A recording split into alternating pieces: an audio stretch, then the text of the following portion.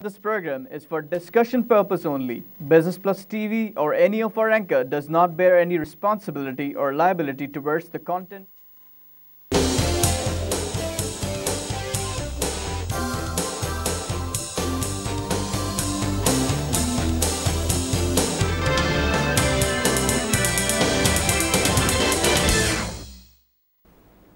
नाजरीन, welcome to the market show. मैं हूं अली नासिर। आज नाजरीन जिस मौजू के ऊपर बात करेंगे वो है पाकिस्तान की रियल एस्टेट और कंस्ट्रक्शन इंडस्ट्री। बड़ी बूमिंग है। पाकिस्तान के सबसे बड़े टाइकून्स जो हैं उनका ताल्लुक रियल एस्टेट डेवलपमेंट, कंस्ट्रक्शन वगैरह के साथ है। ताहम इस इंडस्ट्री की तरफ हुकूमत कितनी तवज्जो देती है वो अहमियत की हामिल इस वजह से है क्योंकि हुकूमती अहदेदारों की तवज्जो तो रहती है ज़रूर इनकी जानिब, लेकिन इनके लिए काम कितना करते हैं या इनको मराद कितनी देते हैं वो बड़ी अहम चीज़ है। और कंस्ट्रक्शन इंडस्ट्री का पोटेंशियल क्या है इसके मुतालिक भी बात करेंगे। आज हमारे साथ बड़े ही अहम मेहमान शामिल गुफ्तगू होंगे। जनाब आरिफ यूसुफ जीवा साहब जो कि सीनियर वाइस चेयरमैन हैं आबाद के, और आबाद जो है पाकिस्तान की association of builders and developers है, association of builders and developers of Pakistan. इसके बुनियादी मकसद ये है इस इदारे का, जो मैं समझ पाया हूँ, कि जो बिल्डर एंड डेवलपर हैं उनको भी एक प्लेटफॉर्म हासिल हो, एक ताजिर तंजीम, एक सनती तंजीम के तौर पर, क्योंकि इंडस्ट्री है बाकायदा कंस्ट्रक्शन इंडस्ट्री, इससे बहुत सारे लोगों का रोज़गार चलता है, बहुत सारी एलाइड इंडस्ट्रीज़ हैं जो इसमें काम करती हैं। एक बड़ी अफसोसनाक बात है कि इतने साल इसकी तरफ तवज्जो नहीं दी लोगों ने। अब अचानक प्रेस का, मीडिया का मरकज़ प्रॉपर्टी बन गया है जब से ये टैक्स लागू हुआ। उससे पहले कोई किसी को पूछ भी नहीं रहा था, कोई इस तरफ तवज्जो भी नहीं दे रहा था, कोई मराद की जानिब भी नहीं देख रहा था। आखिर क्या वजह है जीवा साहब कि इतना अरसा इसको निगलेक्ट किया गया इंडस्ट्री को गवर्नमेंट की जानिब से? प्राइवेट सेक्टर तो जानती है इसकी commercial profitability, just like any other business it is profitable business. लेकिन ये चैलेंज या ये प्रॉब्लम जो हम देख रहे हैं वो बड़ा अजीब व गरीब नौइयत का है कि हुकूमती तवज्जो, या आप ऐसे कह लीजिए कि हुकूमती अदम तवज्जो की वजह से इस सेक्टर में वो ग्रोथ नहीं आ सकी जो आनी चाहिए थी। इस बारे में मैं चाहूँगा कि आप मुफस्सिल गुफ्तगू कीजिए। Thank you very much. पहले तो पूरी कौम को, पाकिस्तान को आबाद की तरफ से जश्न आज़ादी आज मुबारक हो। और आबाद एक्सपो कल इख्तिताम को पहुँची 3 दिन की, और पाकिस्तान की तारीख़ में इतनी बड़ी एक्सपो जो है वो कभी मुनक्किद नहीं हुई। एक्सपो सेंटर कराची पाकिस्तान का सबसे बड़ा एक्सपो सेंटर है जिसके 6 हॉल्स हैं, और 6 के 6 जो है वो स्टॉल्स फुल थे, और 32 ममालिक से लोग आए थे, 200 स्टॉल्स थे। और हमने कल $500 मिलियन के MOU साइन किए हैं कल। और ये पाकिस्तान की कंस्ट्रक्शन इंडस्ट्री ने किए हैं। कंस्ट्रक्शन इंडस्ट्री ने, आबाद ने MOU साइन किए हैं पाकिस्तान बिजनेस काउंसिल दुबई के साथ, जिनकी 1100 कंपनीज जिनके साथ अलाइड है। ये बहुत बड़ी खुशखबरी, बहुत बड़ी खबर है पाकिस्तान के लिए, पाकिस्तान की इकनॉमी के लिए। ये हमने MOU साइन किए हैं UK की कंपनी के साथ, हमने MOU साइन किए UAE की कंपनी के साथ, हमने MOU साइन किए लेबनीज कंपनीज के साथ, हमने MOU साइन किए कैनेडियन कंपनी के साथ। और इंशाल्लाह पाकिस्तान को, पाकिस्तानी कौम को आगे भी आबाद ये तोहफे देती रहेगी इंशाल्लाह। लेकिन जहाँ तक सवाल है अदम तवज्जो का हुकूमत की तरफ से, इस दफ़ा कंस्ट्रक्शन इंडस्ट्रीज़ को या रियल इस्टेट इंडस्ट्री को तवज्जो क्यों दी गई? हुकूमत ने बहुत बड़ा ब्लेंडर किया, गलती की एक, कि जब आप टैक्स इम्पोज करने जा रहे थे आपने किसी स्टेक होल्डर को ऑन बोर्ड नहीं लिया। आबाद शुरू से कहती रही कि अगर आप, आबाद मानती है कराची, इस्लामाबाद और कुछ शहरों के अंदर जो है वो DC रेट्स इन्हांस नहीं हुए कई सालों से, लेकिन आबाद का ये स्टैंस था कि आप जो है स्टेक होल्डर्स को बुलाएं, उनके साथ बैठें, उनके साथ उनको समझें कि वो क्या चाह रहे हैं। हमने उनको प्रपोज़ल दिया आबाद ने कि ये आप FBR की लिस्ट ना बनाएं, आप इनकम टैक्स कमिश्नर्स ना बनाएं, आप जो है वो वैल्यूएटर्स स्टेट बैंक के मत अपॉइंट करें। हमने सिंपल ये बात की कि आप DC वैल्यूज़ में 50% इन्वेस्टमेंट कर दें। अच्छा आरिफ जीवा साहब, इससे कबल के इस गुफ्तगू और पेचीदगी की जानिब जाएं जी, लोग कहते हैं कि किसी को कानो कान खबर ना हुई और अचानक जो है ये फैसला हो गया। अब जहन सोचता है कि किसी न किसी को तो पता होगा, ऐसे तो नहीं हो सकता कि किसी को ब्रेन वेव आई हो कि सुबह आया और दफ्तर में उसने कहा वहाँ कर दें, या कोई ऐसी टॉप सीक्रेट बात हो जो लीक ही नहीं हो सकती हो। लेकिन ये सब कुछ वाकई में बड़ी अचानक हुआ, और इसकी एक वजह यह भी है कि बासर तबकात अपना पैसा मुल्क से ले जा चुके हैं और दूसरे ममालिक में जाकर इन्वेस्ट कर चुके हैं। तो पाकिस्तान में जिसने रियल एस्टेट अपने वतन में रखी, जश्न आज़ादी, जिसका दिल पाकिस्तानी, वो अपनी दौलत बाहर नहीं ले जाना चाहता, उसने पाकिस्तान की रियल एस्टेट में, पाकिस्तान में अपने मुल्क में पैसा लगाया, उस पर टैक्स है, कैपिटल गेन्स टैक्स है। और जो चोरी का, 2 नंबर का, डाका जनी का, करप्शन का पैसा ले गया कहीं बाहर और उसने वहाँ जाके प्रॉपर्टी बनाई, चाहे वो बेनामी वहाँ भी होती है ना, देखें पनामा पेपर क्या था, वो एग्जाम्प्ट है, वो एग्जाम्प्ट। ये क्या बात हुई यार जी साहब, ये समझ में नहीं आई। और आप लोगों ने कोई केस भी नहीं किया, आपने जाके उनको छोड़ दिया। आपको उनको छोड़ना नहीं चाहिए था, आपको वहां पकड़ के रखना चाहिए था। सर बिल्कुल केस किया। आबाद ने ये बात की, आप जवाब सुनिएगा, गवर्नमेंट की तरफ से जवाब क्या आया। आबाद ने जब ये बात की कि ये फाइलर्स को आप जो है फाइलर्स के लिए आसानी पैदा करें, नॉन फाइलर्स को जो है वो आप टैक्सेस भले ज़्यादा करें, फाइलर्स को जो है वो कम रखें, तो गवर्नमेंट की तरफ से जवाब ये आया कि हमारे पास मेजॉरिटी नॉन फाइलर्स की ओवरसीज़ पाकिस्तानीज़ हैं, हम इस पर इम्प्लीमेंट नहीं कर सकते। बात ये है कि आप जो इधर काम कर रहे हैं, बिजनेस कर रहे हैं, फॉरेन इन्वेस्टमेंट आनी चाहिए। फॉरेन इन्वेस्टमेंट यहाँ पे लीगल तरीके से आनी चाहिए। जिस तरीके से आप बात करते हैं कि यहाँ से पैसा बाहर लीगल तरीके से जाना चाहिए, इस तरीके से पाकिस्तान में भी लीगल तरीके से पैसा आना चाहिए। दुनिया में कहीं ऐसा नहीं होता कि पैसा इल्लीगली बाहर जाता है और इल्लीगली आता है। आपने हाइप की बात की ना, ये हाइप इसलिए हुई, आज कंस्ट्रक्शन इंडस्ट्रीज़ की ज़रूरत इसलिए महसूस हुई आबाद की गवर्नमेंट को कि जब कोई गलती करता है तो फिर दूसरे साथी की ज़रूरत पड़ती है, एक बैसाखी की ज़रूरत पड़ती है। आज उनको ज़रूरत इसलिए पड़ी कि उन्होंने बगैर पूछे, बगैर किसी से मशवरा किए, रातों रात कमरे में बैठ के ये फैसला किया और अगले दिन ये इम्पोज कर दिया। तो ये गवर्नमेंट की आप नाअहली कहें या गवर्नमेंट की जो है वो कमी कहें इंटरनल कोऑर्डिनेशन की, आप हमारे साथ हम शुक्रिया अदा करते हैं। गवर्नमेंट ने फाइनल टैक्स रिजीम जो अभी अप्रूव किया है, 4 महीने आबाद जो है, आबाद एसोसिएशन बिल्डर एंड डेवलपर 4 महीने बैठी है इनके साथ, FBR के साथ बैठी है। हमारे बहुत अच्छे मिनिस्टर हैं हारून अख्तर साहब, बहुत नाइस पर्सनैलिटी है, उनके साथ बैठी है 4 महीने। और फिर हमने एक वर्किंग पेपर तैयार किया जिसको आबाद ने एग्री किया। उसमें भी 2 चीज़ें हमारी बाकी हैं। हम खुदारा आपके चैनल से हम उनसे रिक्वेस्ट करते हैं कि उन 2 पॉइंट्स को जो है उस पेपर में, कल इन्होंने उसके मिनट्स जो हैं वो जारी कर दिए लॉ के, हम उनसे कह रहे हैं कि प्रीवियस प्रोजेक्ट्स को भी जो है वो आप इसमें शामिल करें, तब आप जो है 8 अरब रुपए का टारगेट अचीव कर सकेंगे। ये हम 12 कह चुके हैं, आज आपके चैनल के तवज्जो से कह रहे हैं कि आप इनसे हुकूमत से गुजारिश है प्रीवियस प्रोजेक्ट को उसमें शामिल करें, क्योंकि जब प्रीवियस प्रोजेक्ट शामिल होंगे उसको ऑप्शनल रखें। अगर कोई उसको फाइनल टैक्स रिजीम में ले जाना चाहता है ले जाए, या नॉर्मल स्कीम में जाना चाहता है ले जाए। अच्छा, यहाँ पर बहुत अर्न गवर्नमेंट को टैक्स मिलेगा आज से ही। देखें, जो अफवाह है ये तो बात ये है कि ऑन पेपर या इन डिस्कशन या फॉर्मल जो बात है, आप मैंने सुना है बड़ा खुलखुला के बात करते हैं, तो आपसे अब सीधी बात करते हैं। मसला ये है कि 5 बड़े हैं, 5 बड़े हैं, जैसे स्टॉक में 5 बड़े हैं, इसी तरह प्रॉपर्टी में 5 जी। बिल्डर डेवलपर जो होता है उसका काम होता है कंस्ट्रक्शन करना, यूनिट्स बेचना, प्रॉफिट बुक करना, जो पार्टनर उनको उनका शेयर देना and move on to next, just like industrialist and business, right. उसका काम ये नहीं है कि वो ओनरशिप अक्यूमुलेट करे या प्रॉपर्टी अक्यूमुलेट करे। I am talking about actual builder और डेवलपर, राइट। वो कहीं स्टकअप नहीं हो सकता, उसको तो पैसे कमाने। अब प्रॉब्लम ये कि इस फील्ड के अंदर भी 5 बड़े, उन 5 बड़ों को कंट्रोल करना है। तो 5 बड़ों को आप किसी और तरीके से कंट्रोल कर लो ना, आप पूरे मुल्क को क्यों उस लूप में ला रहे हो?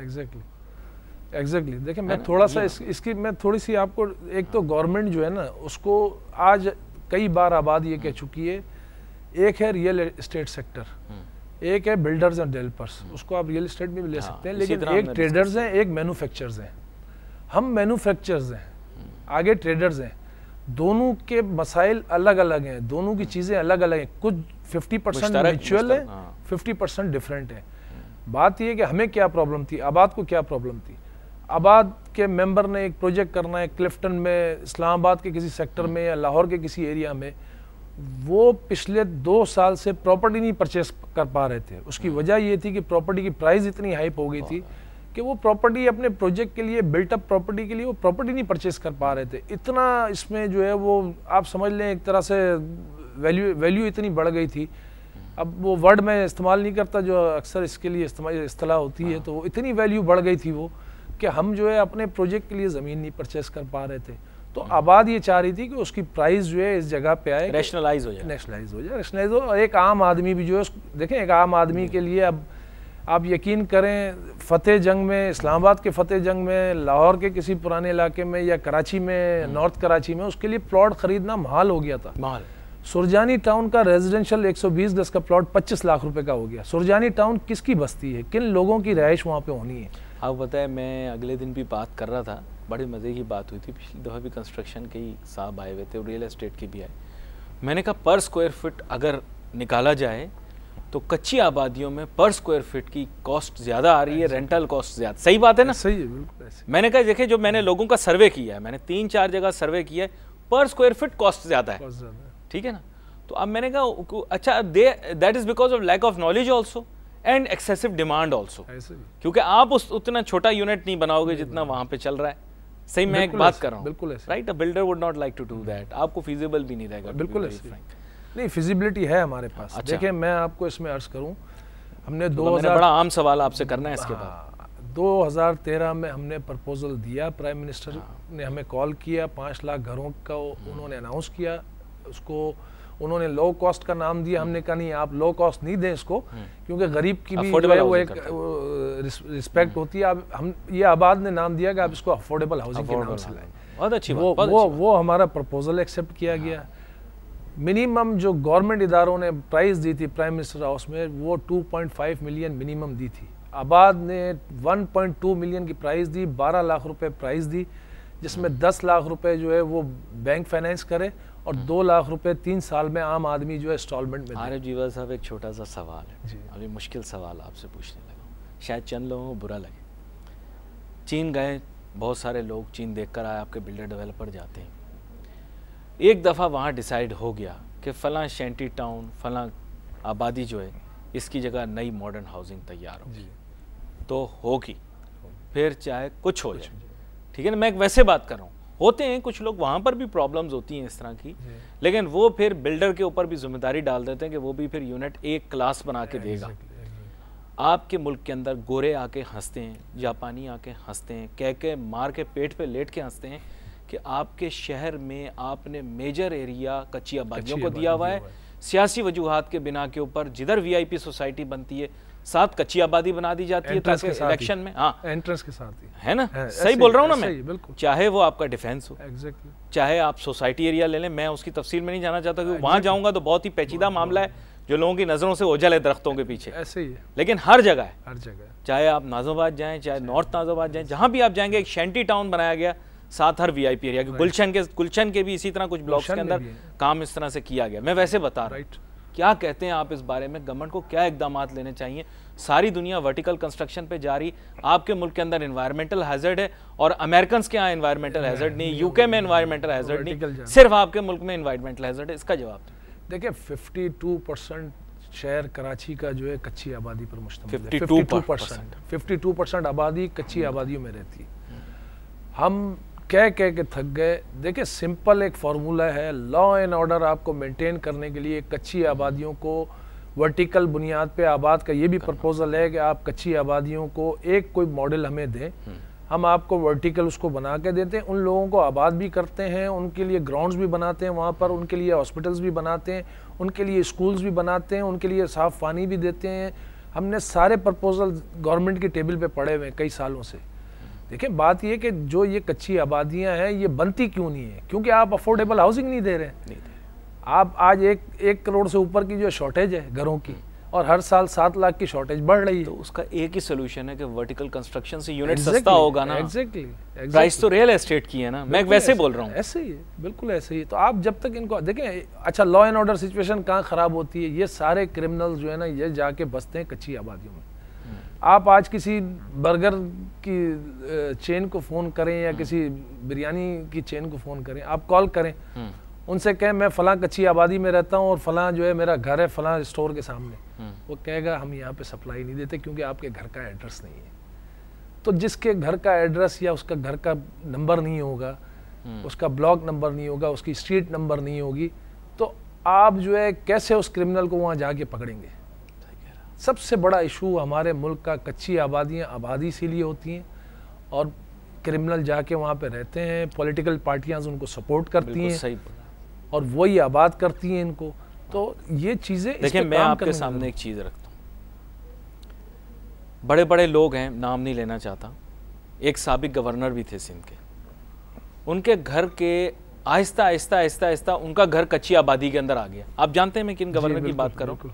शायद हयात हैं, शायद नहीं भी हैं, लोग समझ जाएं आगे बात। अच्छा, फिर एक और बहुत बड़ी शख्सियत है पाकिस्तान की, अमीर तरीन शख्सियत, लेकिन वो पाकिस्तान में नहीं है, हैं भी और नहीं भी। उनके घर के भी बिल्कुल पास कच्ची आबादी आ गई, तो उनको पता लगा कि अब सिक्योरिटी थ्रेट शुरू हो गया है, तो ही हैड टू शिफ्ट। वो भी कहीं चले गए, आपको पता है, मैं नाम किसी का नहीं ले रहा, कंस्ट्रक्शन से उनका बड़ा करीबी ताल्लुक है। खैर, लेकिन बात ये है कि ये बेसिकली क्या है कि ये ऐसा मशरूम ग्रोथ होती है। रेलवे में भी यही हुआ, रेलवे की पटरी के साथ साथ कहीं कनाइवेंस में और कहीं लैक ऑफ डिसिप्लिन की वजह से लोगों ने कब्जा कर लिया। सर वहाँ तो हो ही नहीं सकता, वो तो लैंड अलॉटेबल ही नहीं है। 20-20 फीट तक पट्टे के साथ जो है वो लोगों ने घर बना लिए। कराची शहर की बात कर रहा हूँ, किसी गांव देहात की बात नहीं। What is the issue and how to resolve it? एक सोल्यूशन तो आपने बता दिया, मास्टर प्लान तैयार करते। दूसरा सोल्यूशन क्या हो सकता है? क्योंकि लॉ एंड ऑर्डर डिसरप्शन की वजह से ये लोग डर जाते हैं।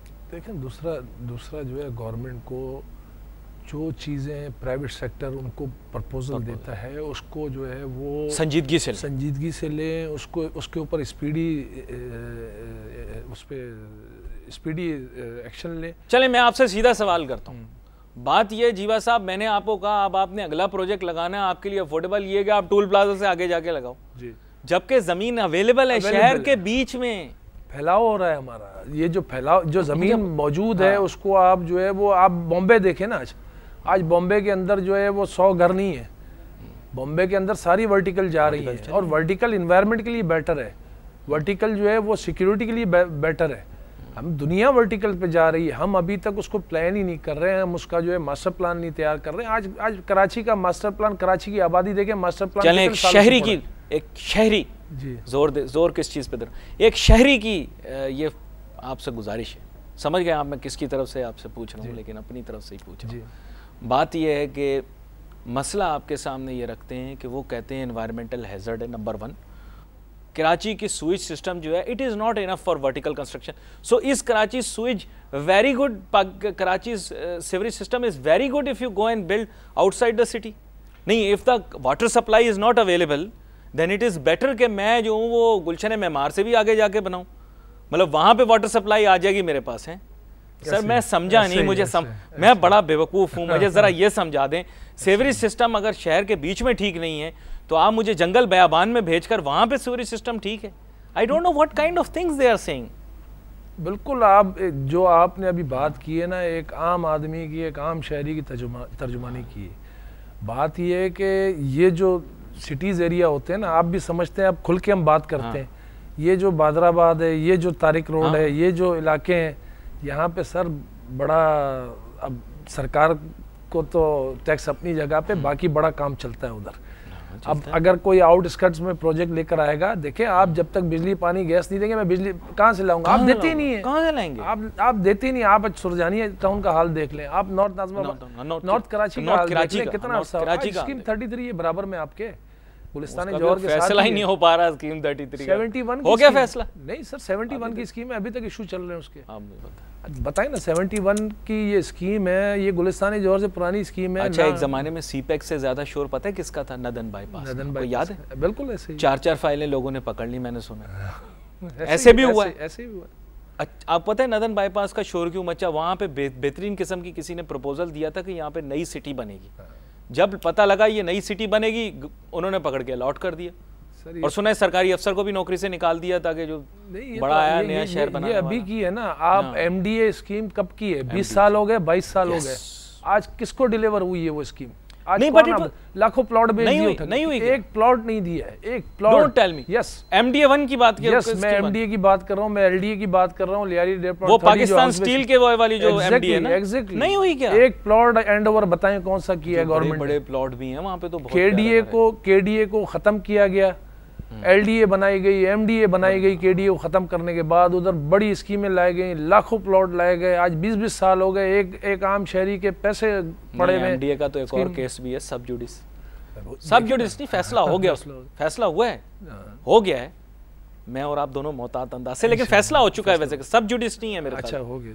नहीं, मैं वैसे पूछ रहा हूँ आपसे। नहीं, मेरी नॉलेज में मेरी लेकिन मैं आपको मैं इसलिए आपसे पूछ रहा हूँ, कहीं वहां ना चला जाऊँ मैं। बात ये कि सिंपल इसमें अगर कोर्ट का कोई फैसला है या हो रहा है, होने वाला है, एक आम शहरी के लिए तो हम बात कर सकते हैं। ऑफ कोर्स एक आम शहरी के लिए बात नहीं कर सकते। ऑफ कोर्स कि उसने जो है 20 साल पहले अपनी बच्ची की शादी के लिए लिया था या अपनी फैमिली को एक्सपेंड करने के लिए लिया था, वो किस लिए लिया था उन्होंने, आज उनको प्लॉट नहीं मिल रहा है। ये बड़ी अहम बात है, मैं आपके साथ ज़रूर गुफ्तगू करूँगा। उसकी वजह ये भी है कि मैं गया था बहुत अरसा पहले, तो जब वहाँ स्कीम पर गया तो मुझे बताया गया, वहाँ पर सरकारी अफसरान भी थे, उन्होंने बताया कितनी खूबसूरत स्कीम है। और उसके अंदर मैंने ऐसे सुना था कि पाकिस्तान के बहुत बड़े रियल एस्टेट इन्वेस्टर भी इंटरेस्टेड थे। नहीं, वो वाले साहब नहीं जिनके बारे में आप सोच रहे हैं। एक और साहब हैं जो पाकिस्तान में नहीं रहते, पाकिस्तान से बाहर रहते हैं, लेकिन उनके कहने पर इन्वेस्टमेंट की जाती है। लेकिन यहाँ पर लेते एक छोटा सा ब्रेक, वापस आते हैं, गुफ्तगू जारी है।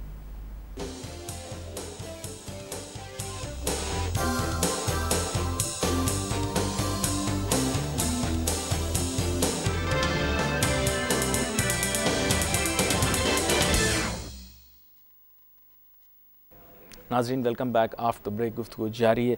आरिफ यूसुफ जीवा साहब के साथ, senior vice chairman association of builders and developers of Pakistan, आबाद।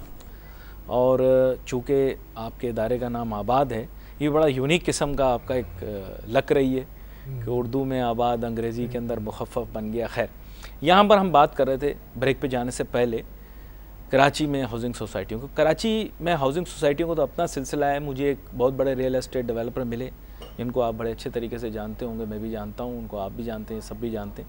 उन्होंने कहा कराची जाके ठोकर न्याज बेग पे ख़त्म होगी और लाहौर आके सोराब गोट पे ख़त्म होगा, क्योंकि आप वर्टिकल नहीं कर रहे हो कंस्ट्रक्शन, आप लगे वो इसी में कि प्लाट लेंगे, प्लाट पे घर बनाएंगे, ये करेंगे। और इस चक्कर में क्या होगा कि इतने स्प्रेड आउट हो गए सिटीज़ के, आउट ऑफ कंट्रोल हो गए। आपने फतेह जंग की बात की तो मुझे तलागंग का भी याद आ गया, और मुझे बहुत सारी चीज़ें याद आई कि बड़े बड़े ब्लफ्स भी खेले जाते हैं, हाउसिंग सोसाइटियाँ बहुत सारी बनती हैं, आपने भी जिक्र भी किया, कुछ सरकारी कुछ प्राइवेट। लेकिन रिज़ल्ट आपने बताया कि इतने सालों के बाद कुछ भी नहीं निकला। तो ऐसे ही आपसे चूँकि जिक्र हो रहा था, एमडीए का आपने जिक्र किया, बहुत बड़ी हाउसिंग सोसाइटी, कितने प्लॉट होंगे तकरीबन इसके अंदर? लाखों है, काफ़ी बहुत बड़ी तादाद है, बहुत बड़ी तादाद शहरियों ने प्लॉट उसमें लिए हैं। और city within a city है, city within a city है, city within a city है, और बहुत बड़ी इन्वेस्टमेंट है उसके अंदर। पर हैंड ओवर नहीं हुआ अभी, कोई हैंड ओवर नहीं हुआ, कुछ भी नहीं हुआ। कमर्शियल प्लॉट्स भी हैं उसमें, कमर्शियल, रेजिडेंशियल, मल्टी स्टोरी है अलाउड? बिल्कुल, एफएल साइट्स हैं उसके अंदर। अच्छा, एफएल साइट्स उन्होंने अभी जो है वो अलॉट नहीं किए, लेकिन रेजिडेंशियल प्लॉट अलाउड कर दिए। एफएल साइट्स जो है वो आबाद ने रिक्वेस्ट की है कि आप अगर हमारे साथ बैठ के कोई एमओयू साइन करें तो हम उसको आबाद करते हैं, आप लोगों को पोजीशन दें, हम एफएल्स पे काम करते हैं, अपने मेम्बरान को देते हैं, प्राइस आप सेट करें, जो मार्केट वैल्यू है उस पर आबाद को दें, और आबाद जो है उस पर अपने मेंबर्स को दे के उस पर एफएल साइट्स की तामीर करेगी। ये भी हमारी डिस्कशन को 2 साल से चल रही है इनकी। अब अभी थोड़ा डिसरप्टेड है कराची की रियल एस्टेट। मैं पसे पर्दा आपको बता रहा हूँ, परचून में जो ख़रीदने के लिए आया उसके लिए तो अलहदा है, लेकिन ये रियल एस्टेट कंस्ट्रक्शन के बिज़नेस को थोड़ा सा हर्ट कर रहा है। कुछ लोग बड़े स्मार्ट ब्लफ्स खेल रहे हैं, कुछ लोगों का काम कंस्ट्रक्शन नहीं था, कुछ और काम था, लेकिन आजकल कंस्ट्रक्शन में आ गए हैं। एक मैं बात करूँ बहुत बड़े स्केल पे, but everyone is trying to play their own side of the bluff, लेकिन कुछ के ब्लफ चल रहे हैं और कुछ के नहीं चल रहे। आप मुस्कुराना भी चाह रहे हैं और नहीं भी चाह रहे, आप खुल के बता दें क्या करना, क्या रियल एस्टेट इन्वेस्टर क्या करे, किसके पास जाए? मैं आपको इसमें तफसील से बताता हूँ। देखें, पिछले साल 1.5 साल में जो पैसा आया है पाकिस्तान की रियल एस्टेट इंडस्ट्री के अंदर, कंस्ट्रक्शन इंडस्ट्री के अंदर, वो पैसा जो है वो उसकी आने की एक वजह है। दुबई बैठ गया था पिछले साल, वो एक आप समझ लें, एक अगर बैठ भी जाता फिर भी पैसा नहीं आना था। सबसे बड़ी वजह जो है लॉ एंड ऑर्डर जो मेंटेन हुआ, बेहतर हुआ इस पाकिस्तान के अंदर। मैं सिर्फ कराची की नहीं बात कर रहा, ओवरऑल पेशावर के अंदर भी, कोयटा में भी फ़र्क पड़ा। ये वाक़यात हो रहे हैं, अल्लाह ताला इंशाल्लाह पाकिस्तान को अभी ये सीपैक, इंशाल्लाह हम सीपैक तक पहुंच जाएं 30 साल के अंदर अंदर, तो पाकिस्तान बहुत बड़ा पुरअमन दुनिया का तरक्की याफ्ता बोल दिया आपने। 30 साल भी बोल, 3 साल की जो ये टाइम, मैंने कहा 30 साल कह दिया तो फिर तो दूध तो दे दिया, लेकिन उसमें नहीं 3 साल के अंदर जो है ये इन्होंने कंप्लीट करना है ना। सीपैक की जितनी भी कंस्ट्रक्शन है वो कंप्लीट करनी है, उसको प्रोटेक्ट कर रही है हमारी हुकूमत, हमारी फोर्सेस। तो ये 3 साल का टाइम है। इस 3 साल के अंदर ये 3 साल हमारे गुजर गए इंशाल्लाह साथ खैरियत से। कुछ तकलीफ़ें भी आएंगी, कुछ काम करने के लिए तकलीफ़ें उठानी पड़ती है, पूरी कौम को तकलीफ़ उठानी पड़ेगी, वो 3 साल गुजर जाएंगे इंशाल्लाह। तो ये CPEC मंसूबा स्टार्ट हो गया, हमारा सारा कंप्लीट हो गया, तो इंशाल्लाह बहुत अच्छे। सर आप इस इंडस्ट्री के पुराने खिलाड़ी हैं जी। बात यह है कि नशेब और फराज इस इंडस्ट्री का हिस्सा है। मुझे आज भी याद है 1996 में इंडस्ट्री ने एक छलांग मारी थी और उस छलांग के बाद फिर जब बैठक लगी तो ज़मीन पे लमलेट हो गई, ख़त्म हो गई है। लोग हंसा करते थे कि क्या हुआ। ओवरनाइट रियल एस्टेट एजेंट जो थे बेचारे नौकरियां ढूंढते फिर रहे थे, कुछ ने फल के पथारे भी लगा लिए थे। फिर एकदम मार्केट ने गुलाठी मारी, 2001 के अंदर दोबारा से चीज़ें तब्दील हो गई। 2005 तक मार्केट ऐसी अचीव कर गई कि इस दफ़ा की मार्केट से ज़्यादा जंप लिया, तकरीबन 4 to 5 टाइम्स जो है रियल एस्टेट ने जंप लिया during Musharraf time. 5 I can say safely 500% profit देकर गई रियल एस्टेट 4 ईयर्स के अंदर। फिर मार्केट स्लो डाउन हो गई रियल एस्टेट की, फिर मार्केट इतनी ज़्यादा स्लो डाउन हो गई कि 2009 के अंदर लोगों को दिल के दौरे आना शुरू हो गए।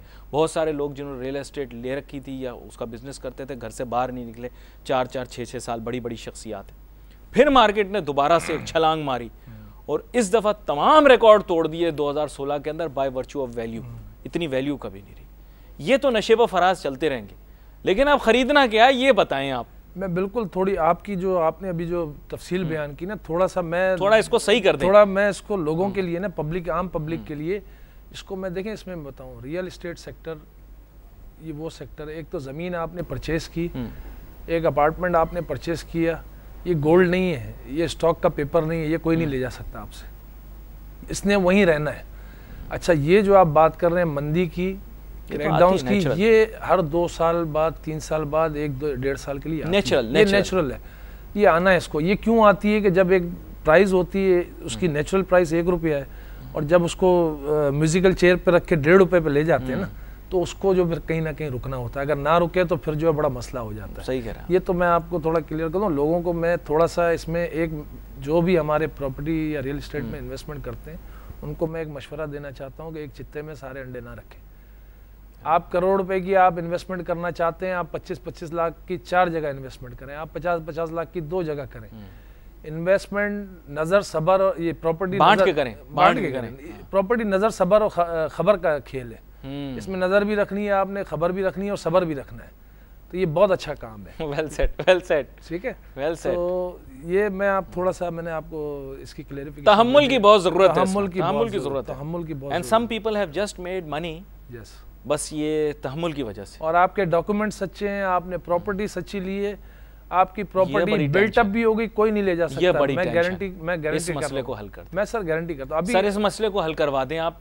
पंजाब में डिजिटल हो गई, मेरे कुछ रिश्तेदार हैं गांव देहात में गए, वो उनकी कोई एग्रीकल्चरल लैंड थी, मुझे कहने लगे कि वहाँ पर कंप्यूटराइज सिस्टम हो गया है। जब हम रजिस्ट्रार के दफ्तर गए या रजिस्ट्री के लिए गए तो वहाँ पे उसने कंप्यूटर से निकाल के हमें बताया, ताकि मेरे ख्याल से डिस्प्यूट्स भी कम हो जाते हैं। एग्रीकल्चर में तो बड़ा झगड़ा होता है, आपको पता है, थोड़ा बहुत का भी।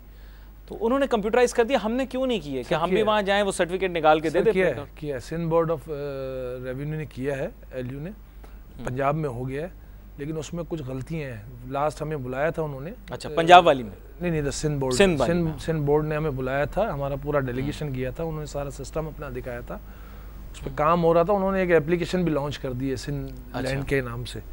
तो उसी वक्त जो है जब उन्होंने हमें प्रोमो दिया तो मैंने अपना नाम डाला आरिफ जीवा और अपना NIC नंबर डाला। उन्होंने एक एप्लीकेशन है उनकी।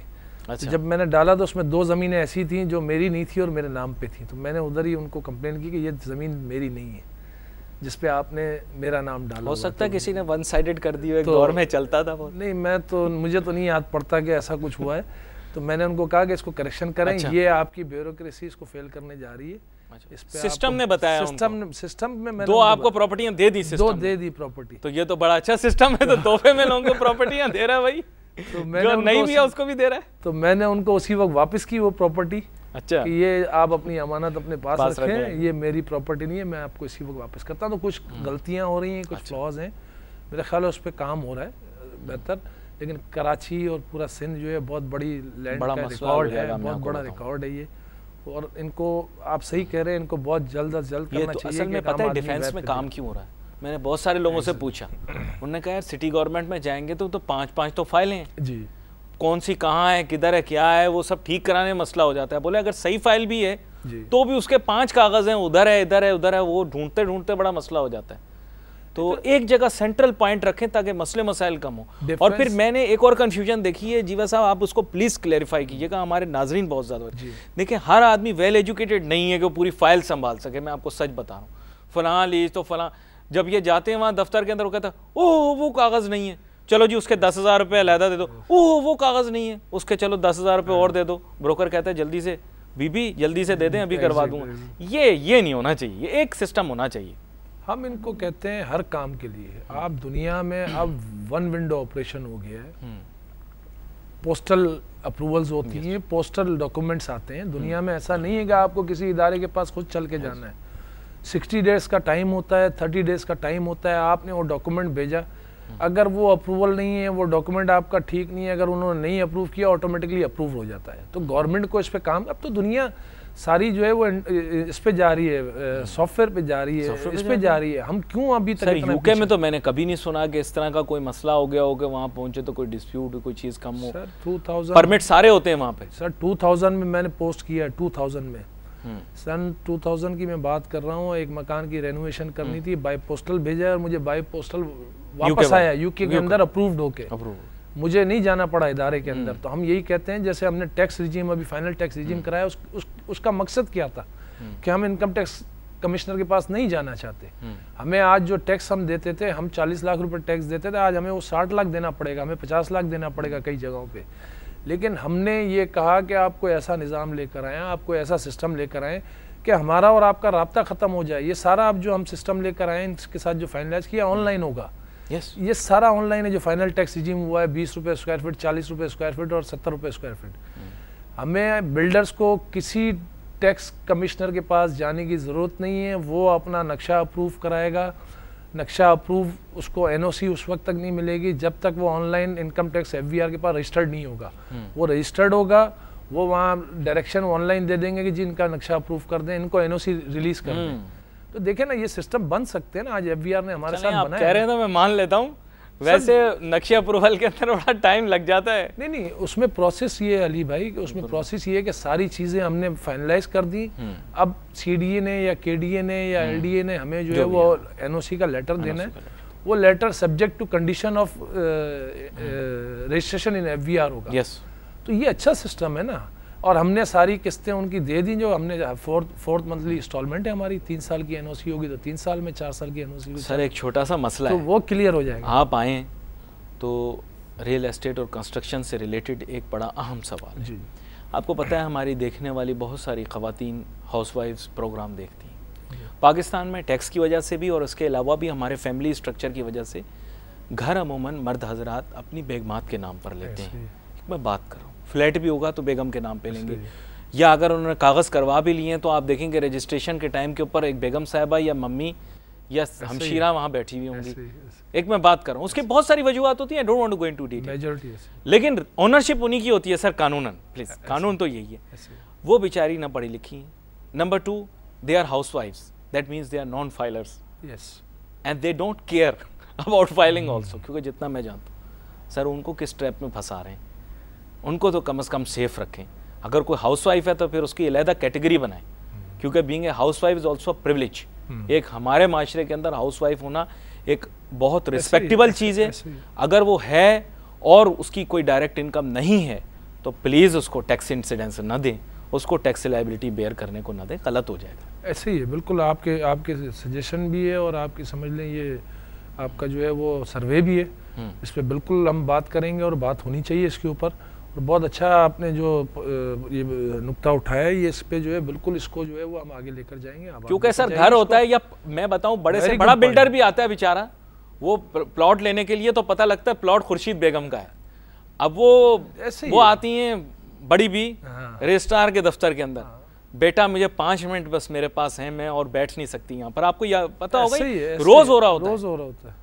तो उनको फैसिलिटेट करें। वो बेचारी क्या जाने कागजात क्या होते हैं, बेटे जी ने पैसे लेने होते हैं, वो आते हैं कहते हैं अम्मी यहाँ साइन करते हैं जी, वो जहाँ साइन करने होते हैं बस उनको वही पता हो यहाँ साइन करना या अंगूठा लगाना। तो सिस्टम बना देना सर कोई इस तरह का, उनके लिए आसानी पैदा हो, टैक्स लाइबिलिटी भी कम हो, लैक ऑफ एजुकेशन का भी उनको बेनिफिट हो। आपको पता है ख़वातीन की तालीम हमारे मुल्क में कम है, प्रॉपर्टी तो ओन कर सकता है ना हाउस वाइफ, तो उनके लिए आसानी पैदा करें। आप नेक्स्ट टाइम मिनिस्टर से मिलें, आप ये पॉइंट रेज़ देखें। अभी पंजाब में तो ये सारे अभी ये चीज़ें जो है ना ये प्रोविंस में आ गई हैं, प्रोविंस में आ गई जी। अच्छा, पंजाब में तो शहबाज शरीफ साहब ने बहुत काम किया है, वहाँ भी चीज़ें बड़ी, वहाँ ज़्यादा ख़राब थी पहले, काम किया। अब उम्मीद है मुराद अली शाह साहब आए, ये बड़े एनर्जेटिक हैं, ये फाइनेंस को डील करते रहे और फाइनेंस के बंदे हैं ये, और कुछ चीज़ें ऐसी हैं जिनको ये सुधारना चाहते हैं। K4 मनसूबा काफ़ी अरसे से पेंडिंग में था, कल उन्होंने परसों इनोवेशन की उसकी, चलो वेरी नाइस। वो पानी का एक आपके शहर का मसला हल होना है, तो हमें उम्मीद है कि मुराद अली साहब जो है इस नुक्ते पे भी जो आपने अभी हाईलाइट किया इस पे भी काम करेंगे। हम खुद उनसे बात करेंगे इस नुक्ते पे, और आबाद का जो है टॉप प्रायोरिटी पे होगा ये नुक्ता इंशाल्लाह। और विडोज, खास तौर पे विडोज के लिए आसानी, हमें तो अभी तो हमें 25 साल बाद जो है हमारी जो है वो लेडीज़ जो है वो इस काबिल होंगी कि वो डॉक्यूमेंट्स पढ़ सकेंगी। 100% लेडीज़ की बात कर रहा हूँ मैं, या 70% की अभी हैं। ऐसा नहीं है कि अभी 20-25% हमारी ख्वानदा हैं लेडीज़। कल हमने एक सेमिनार किया, बच्चे बच्चियाँ आए हुए थे, माशाल्लाह बड़ी खुशी हुई। कराची के अंदर इतने इंजीनियर्स आए हुए थे, आबाद में हमने सेमिनार किया, 1000 के करीब बच्चे आए थे हमारे पास, तो बड़ी खुशी होती है एजुकेशन। अच्छा, मैं एक चीज आपसे और पूछना चाहता हूँ, ये वन साइडेड वाला ठीक था ना? क्यों झगड़ा डाल के आपने वन साइडेड खत्म करवाया? भाई बायर को क्या कंसर्न है? बायर कभी कभार नहीं होता, ओवरसीज पाकिस्तानी होता, उसने बायर लेनी है, आप वन साइडेड आपने बंद करवा दी। अब जो भी बंदा आए, बायर सेलर दोनों को रजिस्ट्रार के ऑफिस में आना है।